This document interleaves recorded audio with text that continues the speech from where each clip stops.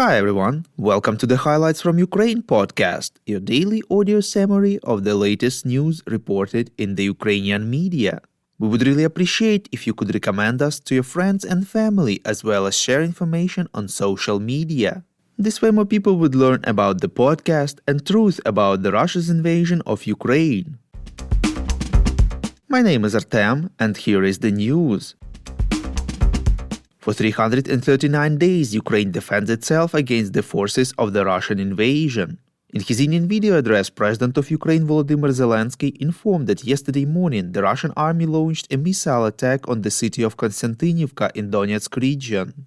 The enemy used S-300 missiles which hit 4 residential buildings in the city. As of yesterday evening, it was known about 3 killed and 14 wounded.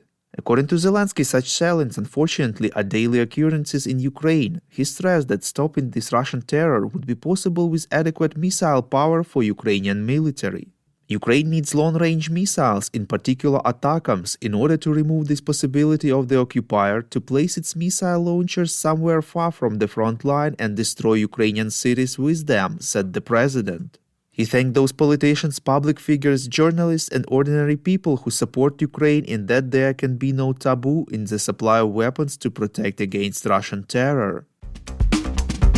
France and Italy placed a large order for missiles for air defense systems, which will soon be delivered to Ukraine, reports Interfax Ukraine. A total of 700 Aster-30 anti-aircraft missiles for SAM-T anti-aircraft missile systems with a total value of $2 billion will be ordered from the transnational company MBDA. SAM-T is a long-range anti-aircraft missile system that can destroy targets at a distance of up to 150 kilometers at an altitude of up to 25 kilometers. The system is able to hit ballistic missiles at a distance of up to 25 kilometers at a similar altitude.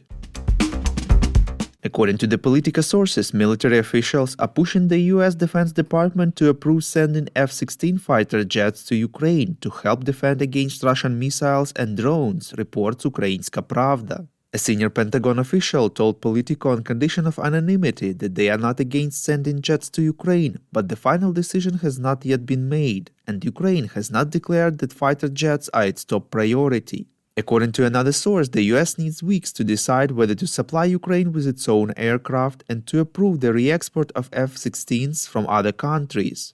At the same time, according to the Telegraph sources, the British Air Force believes that the transfer of fighter jets to Ukraine will be possible after Russian troops are pushed out of Ukrainian territory. They don't consider jets to be a priority at the moment.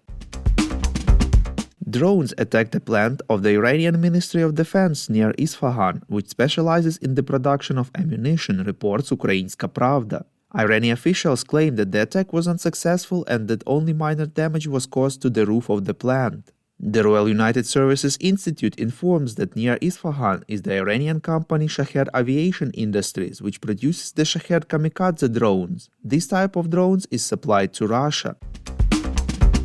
The US has created an institution for monitoring and investigating the illegal actions and corruption that involves the US help for Ukraine during Russia's full-scale invasion, reports Zerkalo Tizhnya. According to the official document, the US Congress allocated aid for Ukraine worth more than $113 billion and it goes through 11 various state bodies and agencies. Therefore, the US has established the Ukraine Oversight Interagency Working Group composed of 3 offices of Inspectors General, the US Department of Defense, the US Department of State, and USAID, as well as other offices of Inspectors General and oversight entities throughout the US government.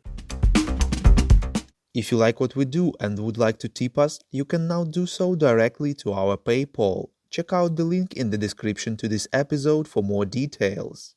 And as usual, you can subscribe to our Patreon. In gratitude for your help, we will give you access to a series of exclusive episodes on wartime life in Ukraine. We call on you to demand from governments of your countries to impose the toughest sanctions possible on Russia and its citizens to stop their invasion of Ukraine.